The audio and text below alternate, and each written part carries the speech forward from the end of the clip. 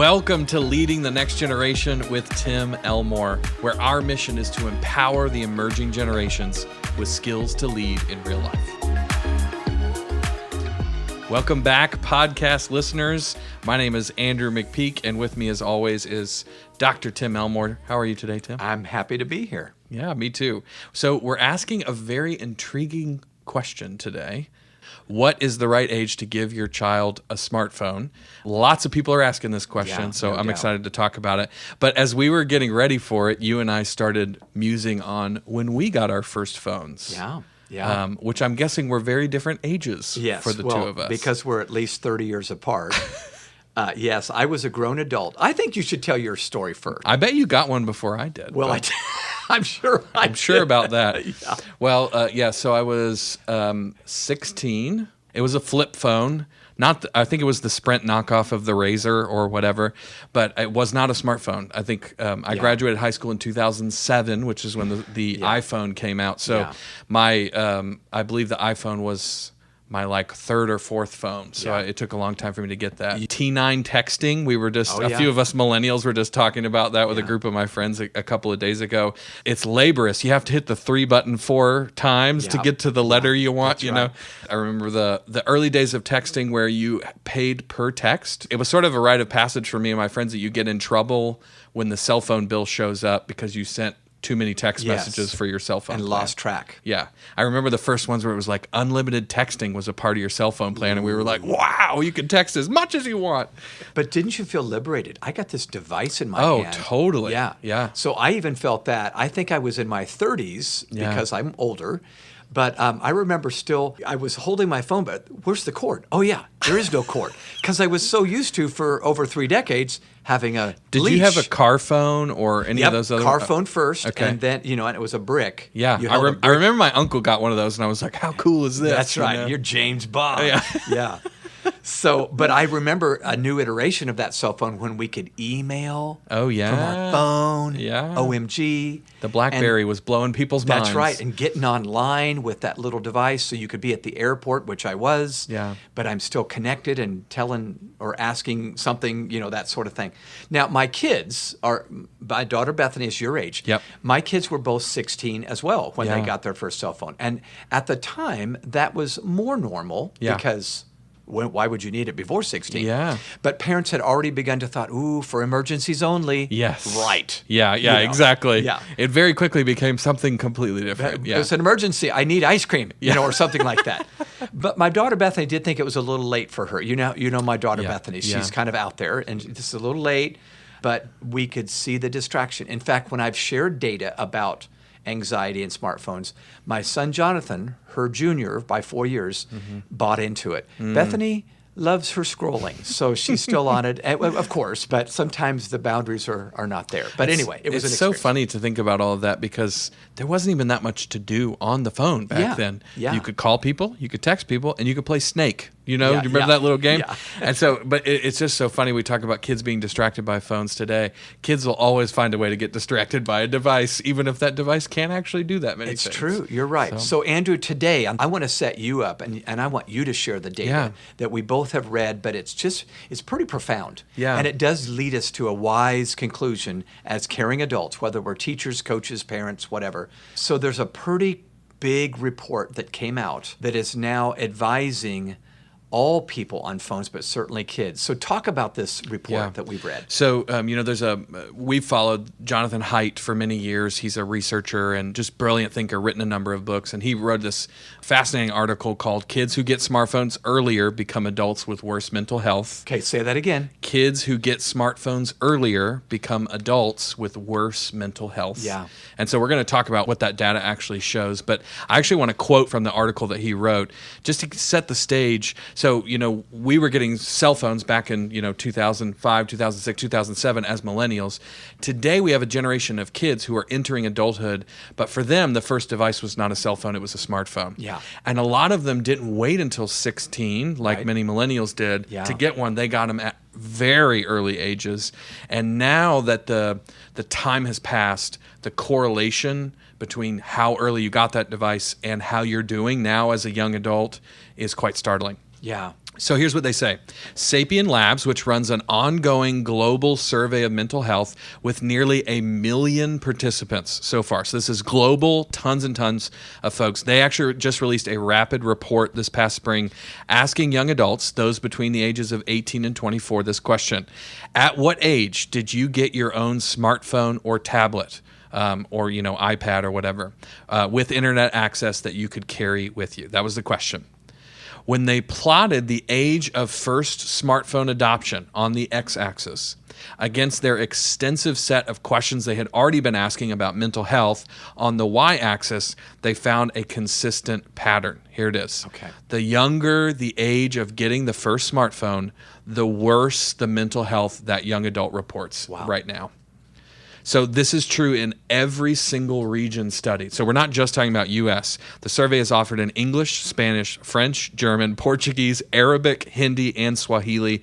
And the relationships are consistent across all of those things and most consistent among women. Females. Interesting. Females. Okay. And the big trend they started noticing was that something, I think it's fair to say, catastrophic changed around the early 2010s. Yeah, right. That was the thing that they started almost noticing. Abrupt. Yes. So Andrew, talk to us. What changed in the early 2010s? Yeah, so what they talked about is that it really, there's a lot of correlation, but as far as they can tell, what they're seeing is that the sudden switch of teen social life from flip phones, like I had when I first got one back in 2006, which are designed for communication, to smartphones, which enabled continuous access to social media and showed much higher levels of phone addiction, that is the major cause.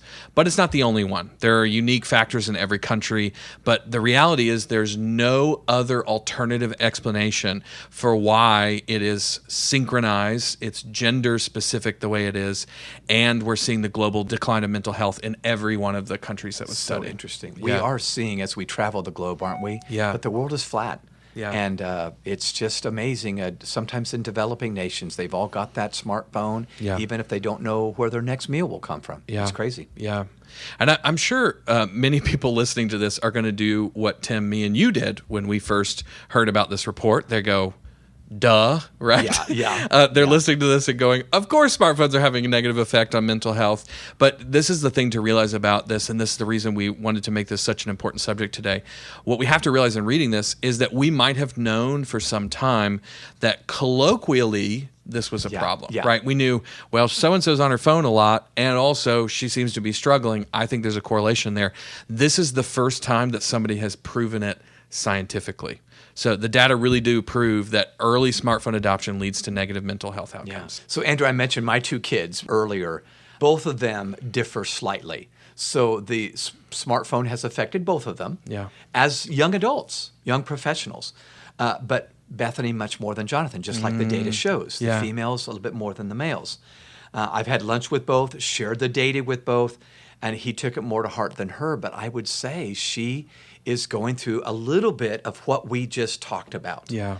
The comparison thing, and then the anguish over just an overwhelming amount of data coming at you and how it affects your emotions. This is a real thing. So I want to make a comment on the women thing because this is specifically what they found. So when they studied all of the subgroups, different cultures, different whatever, the one subgroup that stood out above all the other ones was females. Here's what they found.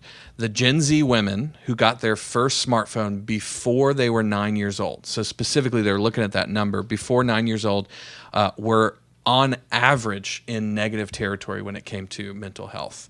In other words, you would be hard-pressed to find a young adult female today who got their phone before the age of 9 who isn't having some sort of negative mental health challenges as an effect of that. It's amazing. So the negative effects of smartphones, social media, they're being recognized everywhere by today's teens. And what's interesting is us adults have been noticing this. The new trend is actually that the students are noticing this themselves, and many of them are not going to wait around for adulthood to begin questioning the validity of that digital lifestyle. How much should I really be on this thing? And so I actually just came across a group that calls themselves the Luddites. And interesting. I love this. Okay, so let's talk about this. These, just to be clear, listeners, our students, this is a student-led group. Yeah. No adult said, you should get off that smartphone. Yeah. Or get on it later rather than earlier. Andrew, talk about what's the Luddite Club. Yeah. Okay. So the Luddite Club, this is a group of students in New York City. It's actually was started within a specific school. There are some participants from other schools, but I want to sort of set the stage for you, okay? So if you're lucky, imagine it's Sunday afternoon, and you go stand on the steps of the Central Library in Grand Army Plaza in Brooklyn, New York. So this is in New York City. And one by one, all of a sudden, these teenagers start coming out of the crowd, and they start gathering together, and they're talking and all of that. This is the Luddite Club. They get together on Sunday afternoons, and they actually, this is the most hilarious thing, because many of them have given up their phones, or they have switched from smartphones to flip phones. They actually don't know how many kids are going to show up to Luddite Club. By definition. Yeah, by definition, right. Many of them are like, well, I'm not connected. So, we all know when we're supposed to show up. They wait for about 15, 20 minutes, and then they go on with the club. So this club was actually started by a high school student. I believe she's just about to graduate. Her name is Logan Lane. And for Logan, her relationship, the decision she made to sort of step away from devices began during the lockdown, during the global pandemic. Yeah. So she was actually interviewed in the New York Times, and she said during lockdown, she just started spending so much time on her phone. Yeah. She said, I became completely consumed, and I couldn't not post a picture if I felt like I had a good one.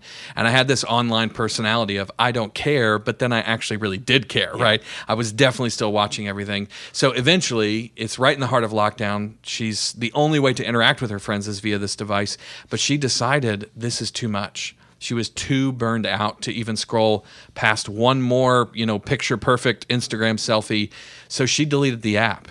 And then a couple weeks later, she was like, I don't actually even want this device at all. After she stopped spending time on Instagram and some of those other things, she asked her parents for a shoebox. She put her phone in the box, put it in her parents' closet. And just a couple weeks later, she asked her parents if they could get a flip phone rather than a smartphone. And that was kind of the beginning of the Luddite Club. What an initiator. Yeah.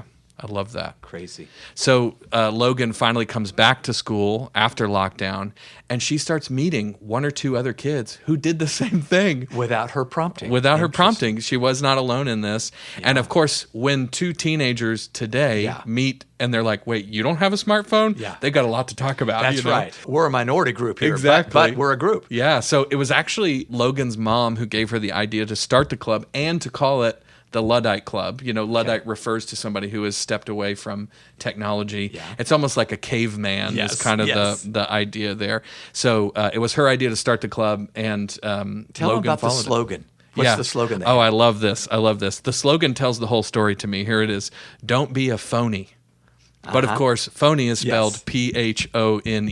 That's right. I love it. Isn't that great? Now, Andrew, we've gathered our own research a little bit on this. Yeah. Talk about how that confirms, and then let's get to what do we do? Yeah, okay? yeah. I do think it's worth mentioning, we do our own focus groups, and I was so blown away by Logan's story and other stories that we had heard that in a recent focus group, it was in 2022, when I sat down with a group of students, I wanted to talk about this. They were between the grades of 8th grade and 12th grade, and we had a fascinating conversation about social media and screen time.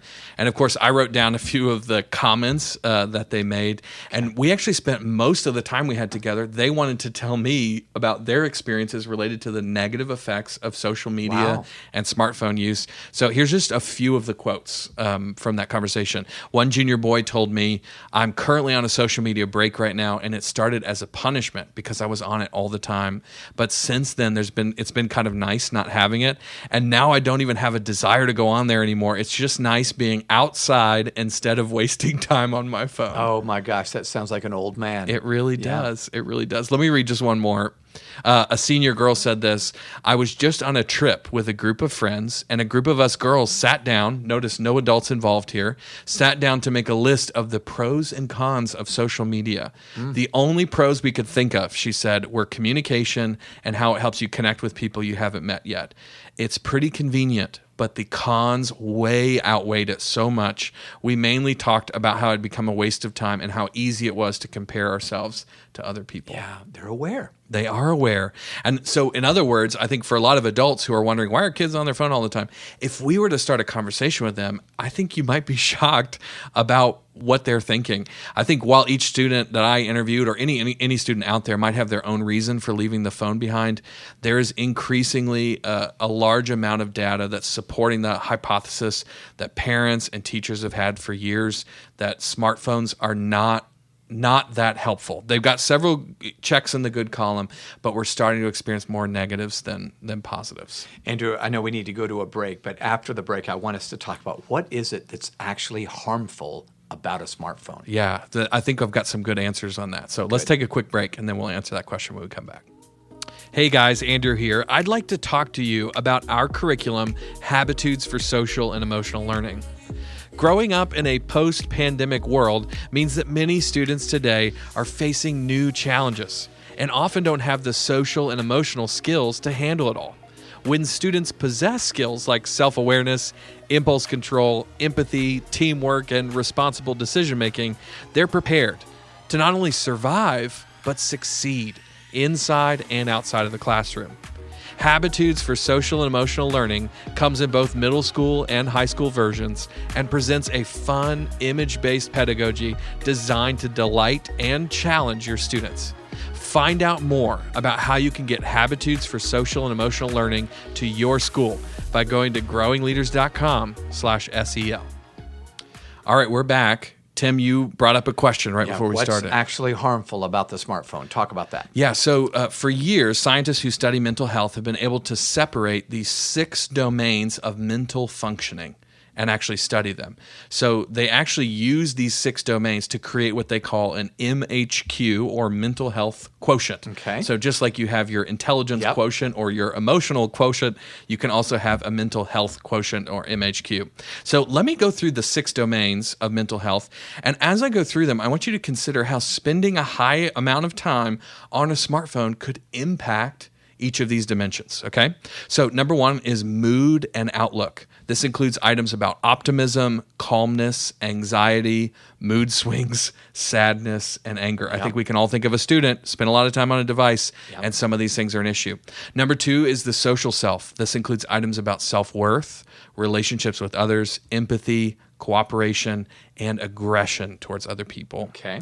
Number 3 is adaptability and resilience. This includes items about adaptability to change, adaptability to learn new things, and your emotional resilience. Grit probably fits here as well. Number 4 is drive and motivation. This includes items about motivation, curiosity, enthusiasm, and actually addiction as well, which is interesting.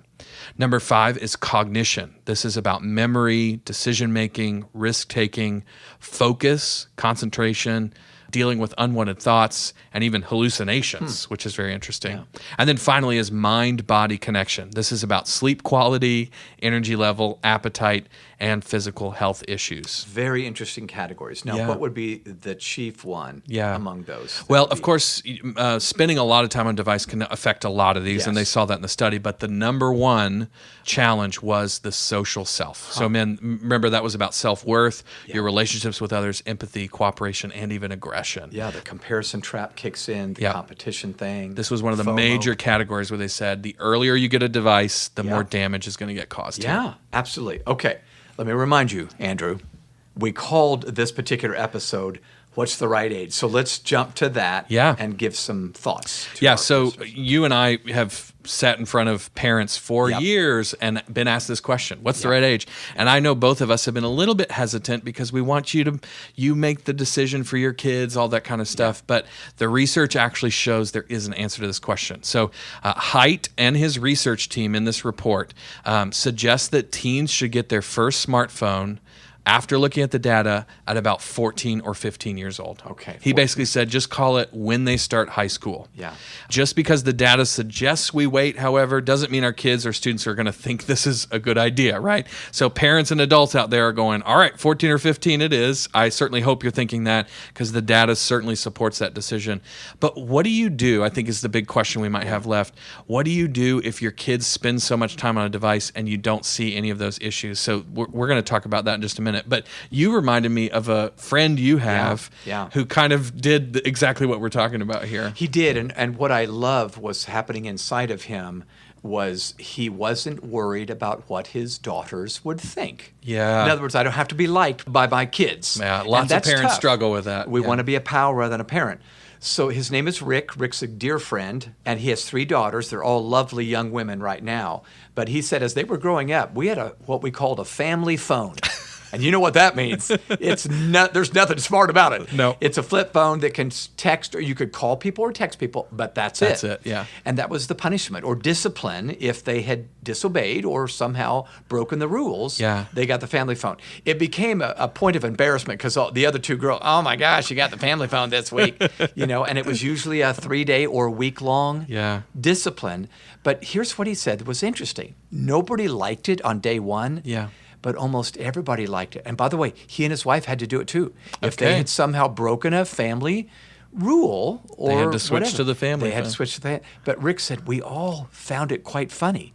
We liked it after day 2. Yeah. Because peace of mind was now my buddy and my constant companion. And so sometimes he said, I'll keep the family phone another week. It's fine. Keep punishing me, Dad. That's right. Yeah. So isn't that interesting? It is. It's the Luddite Club by default. So let's talk about some of the strategies that we can use as we wrap this up. I mean, what Rick did is a great example of that. So I want to give you a list that's not an exhaustive list, but here's what I know. I know there's probably a lot of you out there who are going, I'm working with kids and I'm not the parent. So I don't get to make the decision of when they can get their phones, but I see this as a problem and I want to help influence the child themselves to make a better decision. So I'd encourage you to consider the following ideas as sort of a starting point, right? For how you can help that kid become more aware of the impact that the device is having on them. So this is just 4 quick ideas. Number 1 is, I would say, expose them to stories of kids who are taking a break. So there's many examples of students who are going device free. We just talked about the Luddite Club. The quotes that I just shared, those are in a blog I wrote. So there's tons of places you could go. Just do a YouTube search about kids who are giving up their smartphones. You will find examples. But allow that exposure to serve as a catalyst for conversation. Yeah, especially if it's kids their own age. So I go, well, he's only 14 or he's 16 or what. Find stories their age. They're out there. Yeah. I think that's brilliant. Yeah, it's just a great way to introduce them to that. Number 2, curate classroom or even dinner table discussions. I think one possible reason a student might be frustrated with their device, but might continue to use that device they're frustrated with, is because they think everybody else likes it. I'm just the only one, right? But if they were to be a part of a discussion where there could be an opportunity for them to realize, oh, other people feel the way I do about their devices. Yep. I really think that the social pressure of feeling like, well, if I got off my phone, I might ruin my Snapchat streak, you know? Yeah. But if the kid who you have your Snapchat streak with also wants off their phone, then you two can decide together, and all of a sudden the pressure is a lot less. Isn't it true? Most of us as human beings need permission from someone else. It's true. We're thinking something, but I wouldn't. Yeah, and we make decisions emotionally. We make them socially with other people. I think that's right. So number 3. Number 3 is, I think, just like those students I quoted from earlier, we should work with our students to put together a pro-con list. So I mentioned earlier, a group of students I met with actually started their own pro-con list. Yeah. I would encourage you to consider having your students put this together themselves and just have them list out, maybe on your whiteboard in your classroom or wherever, what the pros and the cons are of the devices that they're on every day. This activity could be a revelatory way to initiate some change, because what they're going to realize in making that list is even their own opinions of those devices are actually not very high. Yeah, it's true. So finally, number 4, I think we should intentionally plan device-free days or times. Yeah. In many of my conversations with students, many of their breaks from social media started with a mandate from an adult. Mm-hmm. I'm not allowed to have it at summer camp, or I'm not allowed to have it at school, or my parents grounded me and took it away. After spending some time away from their device, they didn't want it back, just like Rick and his daughters. This is an especially effective strategy if you plan this for a significant portion of time, like a retreat, summer camp, special week, whatever those things are, especially places where phones are going to be more of a distraction. So those are 4 really quick ways that you can do that. They're very practical, very doable, and all of them are free. Yeah. So that's good. Andrew, this has been rich. So we want to obviously wrap this up, but thanks for doing some digging and helping us today in this conversation, think this through, and really realize we may need to raise the age, if at all possible. I hope that's the thing that people take away is just starting to challenge the norm that has set in where parents just give their kids a phone without really thinking about it. I think we need to think about it, especially because the data supports that decision. But I remember you actually came across a story that I think would be a great way to close of an adult, a parent in this case, who saw the opportunity to get her son to wait, and it had some really positive effects. Yeah, so I blogged about this some time ago. This mother had 3 kids, 2 teenage daughters, and then a younger son that was probably, 9 or 10. But she had seen the anxiety that had come from the ownership of a smartphone. She didn't need the data to support her choice. She got her own focus group there. Yeah. And she realized, like many parents, that screen that she gave her children was a one-eyed babysitter. Made her life easier, but she thought, that's not good parenting. So she found her young son in the kitchen one day and randomly, but with a little thought, made this deal. If you'll stay off of social media and a smartphone until you're 18. Now, he did have a smartphone to text and so forth, but if you'll stay off social media until you're 18 years old, that's huge. Yeah, that's a long time. I'll give you $100 a year. You'll get $1,800 at age 18. Okay. Now, keep in mind, he's only 9 years old. $1,800 to him was like, I could buy a car. I'm going to be rich. I could buy a house. Yeah, of course, he realized later it wasn't that much money. But that was not a petty cash either for mom. Yeah. Sure enough, he stayed off of social media, unlike his sisters, until he was 18. On his 18th birthday, she walked into his bedroom, said, "Happy birthday, son," gave him a check for $1,800. But the real reward came later. He was interviewed by news media outlets. Wanted to know about this experiment. What'd you think? Yeah. And he said, it was a good decision. He said, the money was nice, but I realized I had peace of mind. And I really didn't need that. In fact, he said, my friends found out I was doing it. They were kind of proud of me. They said, I'll keep you up on the snaps that are going by here. I'll fill you in on what you're missing. And it was actually a good decision. May that be the decision many make as a result of this conversation. I love that. I love that. We have the ability, I think, to influence how our kids make decisions. And my guess is that challenge that the parent initiated, he was probably 14 and realized $1,800 isn't that much money, but he kept at it. And I think the reason he kept at it is because the challenge had been issued and he was starting to realize some of the benefits. We could do the same things for our kids. So Absolutely. Thank you for telling that story, Tim. Well, if you guys are looking for a resource to continue to develop your students, maybe beyond just not having smartphones, but going, I actually want to develop those social skills, not just experience negative social effects because of being on devices, I want to encourage you to check out our tool, Habitudes. If you go on over to growingleaders.com/SEL, you can learn all about our Habitudes program that's being used by schools all around the country and even places all around the world. We're really, really proud of it, and we think you're going to find it really fun to use images, stories, and experiences to teach students valuable life skills. Well, as always, if you would rate this podcast, give us 5 stars on iTunes or wherever you get your podcasts. We would greatly appreciate it. If you found this conversation helpful and you thought of somebody to share it with, we invite you to share it with one of your friends. We would greatly appreciate that. If you want to stay connected with us, we are at Growing Leaders and at Tim Elmore pretty much everywhere you are.